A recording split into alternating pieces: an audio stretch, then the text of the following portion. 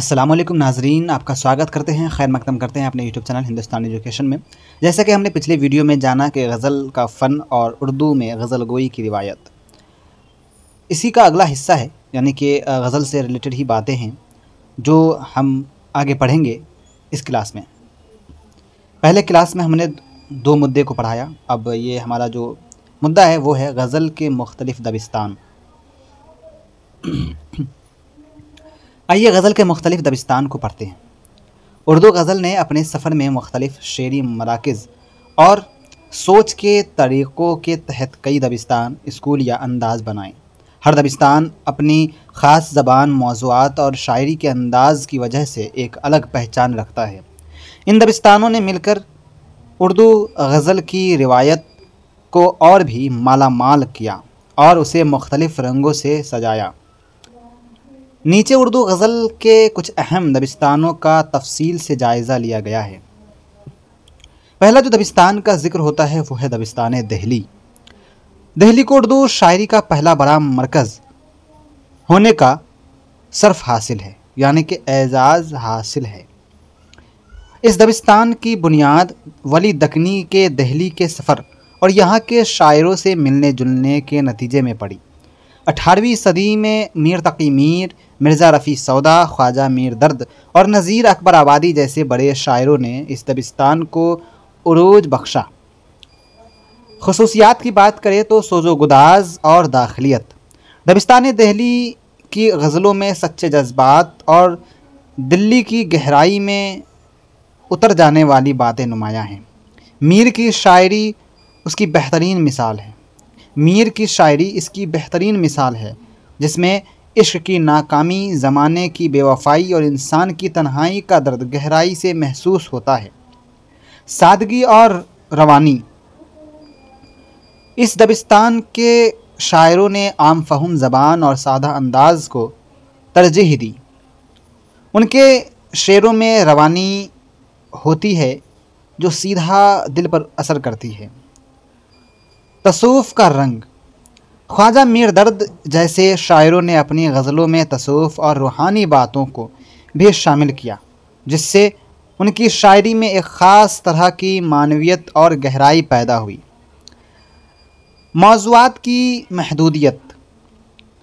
शुरू में इस दबिस्तान के शायरों ने ज़्यादातर इश्क व मोहब्बत, जुदाई और वस्ल और सूफियाना ख़यालात को ही अपनी गज़लों का मौजू बनाया।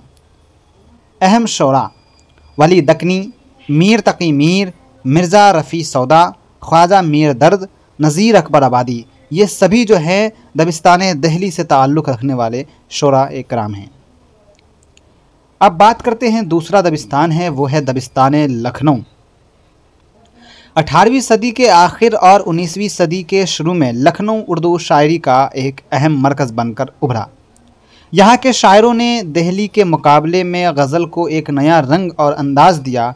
इस दबिस्तान में इंशाउल्लाह खान इंशा, मसहफ़ी, रंगीन और नासिख जैसे अहम शायरों ने अपनी तख्लीकी सलाहियतों का लोहा मनवाया। ख़ुसूसियात की बात करें तो ज़ाहिरी हुस्न व आराइश।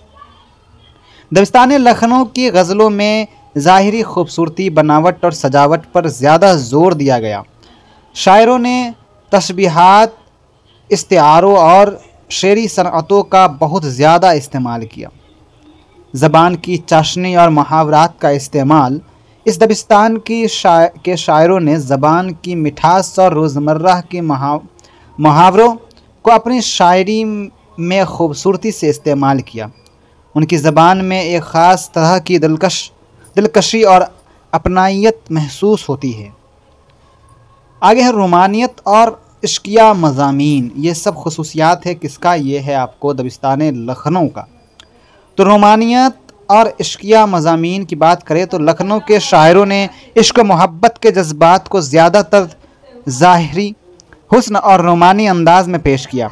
उनकी गज़लों में नाज़ व अदा, शोखी और रंगीनी का उन्सुर गालिब हो रहा। अब बात करें मौज़ूआत का तनू। अगरचे इश्किया मज़ामीन अहम थे, लेकिन इस दबिस्तान के शायरों ने मरसिया निगारी और दूसरी असनाफ में भी शायरी की। अहम शुरा की बात करें तो इंशाउल्लाह खान इंशा, मसहफ़ी, सआदत यार खान रंगीन, शेख इमाम बख्श नासिख और रंद लखनवी, ये सभी आपको दबिस्तान लखनऊ के शोराए कराम थे। अब बात करें दबिस्तान अजीमाबाद, जो कि कदीम नाम है पटना का। अजीमाबाद पटना भी उर्दू गज़ल गोई का एक अहम मरकज़ रहा है।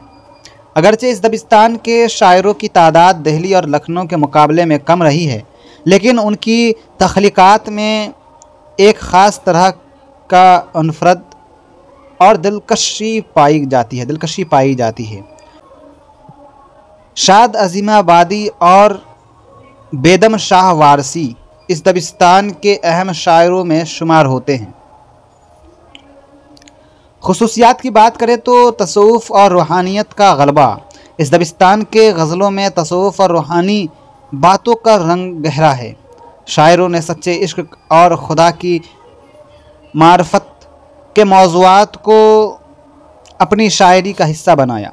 सादगी और खलूस की बात करें तो उनकी ज़बान में एक तरह की सादगी और खलूस पाया जाता है जो सीधा पढ़ने वाले के दिल पर असर करता है। मकामी रंगबाज शायरों ने अपनी गज़लों में मकामी सकाफ़त और रिवायात की झलक भी दिखाई है। अहम शुरा की बात करें तो शाद अजीमाबादी, बेदम शाह वारसी वगैरह। दबिस्तान रामपुर भी 19वीं सदी में उर्दू शायरी का एक अहम मरकज़ बनकर उभरा। यहाँ नवाब यूसुफ़ अली ख़ान नाज़िम की सरपरस्ती में शायरों का एक हलका जमा रहा।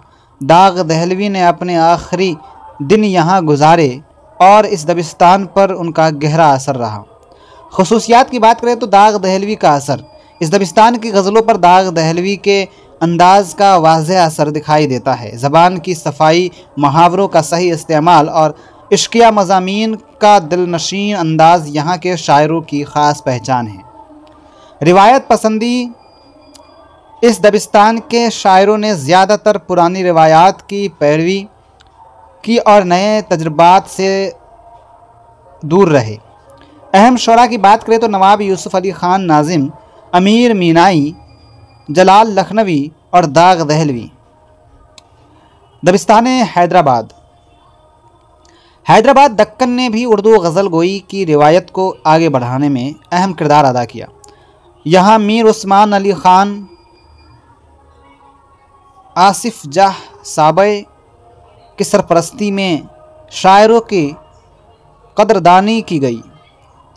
फ़ानी बदायूनवी और जोश मलिया आबादी जैसे अहम शायरों का ताल्लुक़ इस दबिस्तान से था। खुसूसियात की बात करें तो यास व हरमान का उन्सुर। फ़ानी बदायूनी की शायरी में उदासी, नाउम्मीदी और महरूमी का गहरा रंग मिलता है। उनकी गज़लों में ज़िंदगी की बेसुबाती और इंसान की मजबूरी का एहसास नुमाया है। इनकलाबी और कौमी रंग। जोश मलिया आबादी ने अपनी गज़लों में इनकलाबी और कौमी ख़यालात पेश किए, जिससे उनकी शायरी में एक जोश और वलवला पैदा हुआ। ज़बान की शिकवा। इस दबिस्तान के बाज़ शायरों के ज़बान में एक तरह की शान व शौकत और बुलंद आहंगी पाई जाती है। अहम शुरा की बात करें तो फ़ानी बदायूनी, जोश मलिया आबादी वगैरह। दबिस्तान जदीद की बात करते हैं। दबिस्तान जदीद में अगर बात करें तो 20वीं सदी के वस्त में उर्दू गज़ल में एक नया रुझान सामने आया, जिसे दबिस्तान जदीद कहा जाता है। इस दबिस्तान के शायरों ने पुराने रिवायात से हटकर नए मौज़ूआत, अंदाज़ और तजुर्बात को अपनाया। फैज़ अहमद फैज़, नासिर काज़मी, अहमद फराज, मुनीर नियाज़ी और इफ्तिखार आरिफ इस दबिस्तान के अहम शायरों में शुमार होते हैं।